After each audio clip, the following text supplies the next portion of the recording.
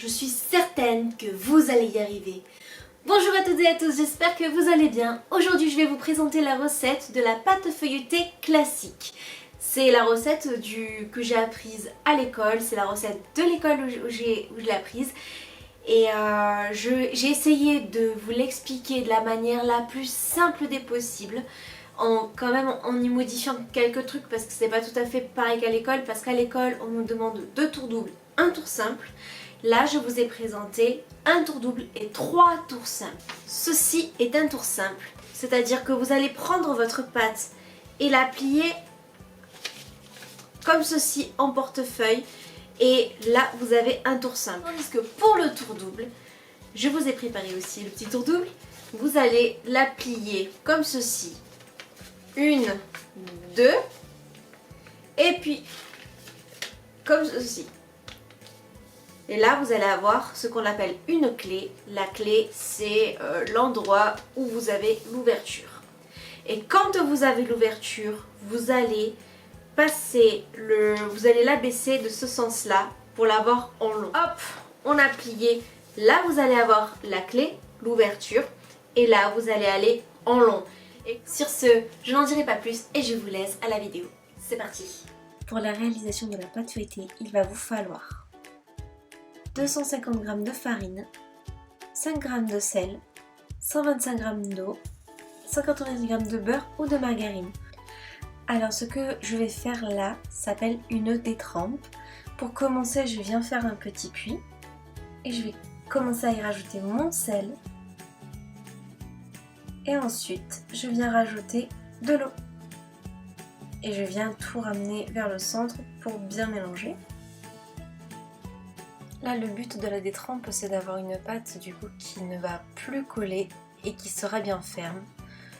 Donc je viens rassembler toute ma farine à l'aide de mon eau afin d'avoir vraiment à la fin une boule très ferme. Il n'est pas nécessaire de la travailler trop longtemps. Si vous la travaillez trop longtemps, vous allez donner de l'élasticité à la pâte et ce qui va faire que quand vous allez la travailler par la suite, ce sera compliqué car elle va se rétracter assez facilement. Néanmoins, il nous faut une pâte bien ferme et pour cela, je prends la pâte vers l'intérieur et puis je viens arrondir comme ceci jusqu'à avoir ma pâte vraiment bien ferme. Au-dessus, comme vous pouvez le voir, il y a des aspérités, c'est pas grave. En abaissant la pâte par la suite, ceci va disparaître. Là, je vais venir couper ma pâte en faisant une croix pour pouvoir faciliter l'abaissement de la pâte par la suite. Et là, je viens filmer et mettre au minimum 20 minutes au réfrigérateur. Que la détrempe se détend, je viens mettre ce qu'on appelle le beurre au carré afin de faciliter l'incorporation de celui-ci à l'intérieur de la pâte. Alors c'est très facile, je viens disposer mon beurre au centre de mon papier sulfu et après je vais venir l'étaler. Je vous conseille de le faire plus petit que ça parce que moi par la suite j'ai galéré, mais j'ai pas voulu modifier la vidéo pour vous montrer comment vous rattraper dans le cas où cela vous arrive. Là avec le beurre ça va aller vite parce que le pouvoir de fonte est plus puissant que la margarine, mais si vous utilisez de la margarine vous allez voir quand même une certaine différence. Bon là vous avez cette épaisseur, mais comme je vous ai dit, je vous conseille de le faire plus petit et que ce soit un peu plus épais. Et là je vais le mettre au frais pendant au moins une vingtaine de minutes, mais je vous conseille de le laisser plus longtemps car il faut vraiment qu'il soit froid lorsque vous l'incorporez dans la détrempe. Là je viens fleurir aussi mon plan de travail pour ne vraiment pas que ça colle. Et là je vais quand même pas étaler complètement au centre car je veux qu'il reste un dôme. Et là je viens faire une croix avec ma détrempe. Je laisse un petit dôme au centre pour éviter que le beurre ne s'échappe et que la couche de pâte soit trop fine au centre.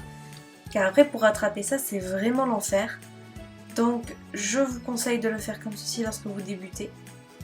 Et là je viens y mettre mon beurre à l'intérieur de la détrempe, comme ceci. Et comme vous pouvez le constater, il y a un espace à la gauche, mais vous allez voir c'est rattrapable. Et maintenant je vais venir emballer mon beurre. Mais je l'ai fait vraiment exprès de garder cette vidéo pour vous montrer la version, toutes les petites possibilités embêtantes que vous pouvez rencontrer pour pouvoir vous montrer comment rattraper le coup. Donc là par exemple j'ai le beurre un peu sur le côté, et bien je viens emballer et étirer ma détrempe pour pouvoir le recouvrir complètement. Et voilà, maintenant nous avons emballé tout le beurre, nous allons pouvoir commencer à procéder au premier tour double. Là je viens sceller du coup mon beurre avec ma pâte afin que le beurre soit bien collé avec la pâte. Et là je viens florer mon plan de travail. Il faut toujours bien florer son plan de travail pour ne pas que la pâte elle colle et pour ne pas y laisser échapper le beurre. Et là je viens abaisser vraiment délicatement sans appuyer comme un malade, et pour avoir des côtés bien égaux, je viens tapoter un peu mon rouleau à pâtisserie afin d'avoir des côtés qui ne soient pas courbés et que tout soit carré. Là je viens abaisser pour avoir un joli rectangle. Attention, attention! La chose que beaucoup de personnes redoutent, mais ceci n'est pas grave lorsqu'il vous arrive ce phénomène, il suffit juste de prendre votre pâte, d'arrêter de la travailler, de la mettre soit une dizaine de minutes au frais, soit de la mettre 5 minutes au congélateur afin de pouvoir figer le beurre. Et puis pas de panique, cela ne va pas altérer votre feuilletage. Là, je suis en train d'effectuer mon premier tour double, donc je viens plier d'un côté, puis de l'autre. Et je viens replier les deux ensemble comme ceci. Alors j'ai bardé les côtés, mais c'est pas nécessaire, hein. Moi c'est parce que ça me perturbe. Là maintenant je vais sceller avec mon rouleau à pâtisserie, comme ceci. Et là je vais aller faire 2 points pour signifier qu'il s'agit d'un tour double. J'emballe dans du papier film et après je vais mettre au frais pendant moins 20 minutes. Et voilà, là nous avons notre clé. Nous allons la mettre bien sur le côté. Sur un plan de travail bien fleuré, je viens étendre mon beurre afin de pouvoir faciliter l'abaissement de ma pâte par la suite. Mon Dieu, je me fais penser à Arnolphe et Agnès dans l'école des femmes. Un truc de fou. Bon, bref, cessons la partie culture. Et là, je viens du coup tapoter sur les côtés pour avoir quelque chose de bien droit. Ma clé est toujours sur le côté. Et là, je vais aller allonger, abaisser ma pâte délicatement sans appuyer. Lorsque le processus est terminé, je vais essuyer, enlever la farine. Et là, je vais procéder à mon premier tour simple pour faire du coup 3 tours.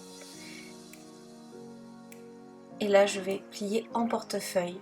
Il est super important d'enlever l'excédent de farine, autrement votre feuilletage ne sera pas effectué correctement. Et voilà, notre tour simple est effectué. Et là, je vais mettre le petit bout que j'ai bardé ici. Et maintenant je scelle ma pâte comme ceci. Et là je vais venir faire 3 empreintes pour signifier qu'il s'agit de 3 tours. J'emballe dans du papier film et 20 minutes minimum au réfrigérateur. Et là, même principe que tout à l'heure, on va faire exactement la même chose. Nous avons la clé sur le côté, nous allons détendre notre beurre et abaisser notre pâte jusqu'à avoir un rectangle comme ceci. Vous pouvez bien évidemment l'allonger, vous enlevez vraiment l'excédent de farine sur le dessus. Et là, vous allez venir barder le côté et vous allez plier en portefeuille. Comme tout à l'heure, même principe. Et je vais mettre le petit morceau que j'ai bardé à l'intérieur, comme tout à l'heure. Ceci ne va vraiment pas altérer le feuilletage par la suite. Je viens sceller ma pâte. Et là, je fais 4 empreintes pour signifier qu'il s'agit de 4 tours. Et encore 20 minutes au réfrigérateur. Et là, nous allons procéder au dernier tour. Pareil comme tout à l'heure, la clé sur le côté, bien abaissée et non pas appuyée. Là, nous allons commencer à voir un petit peu le feuilletage, je ne sais pas si vous voyez bien. Là, nous avons une couche de pâte, une couche de beurre, une couche de pâte, une couche de beurre. Les différentes strates sont visibles. Bon, là, vraiment, la qualité, malheureusement, je n'arrive pas trop bien à vous montrer. Et le même principe que tout à l'heure. Je viens y mettre le petit morceau à l'intérieur. Et là, je vais laisser reposer pendant minimum 7 heures avant de pouvoir la travailler. La façonner.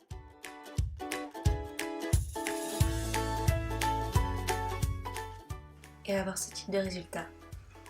Vous aurez un meilleur résultat avec un beurre de tourage bien évidemment, mais là je trouve quand même qu'il se défend bien.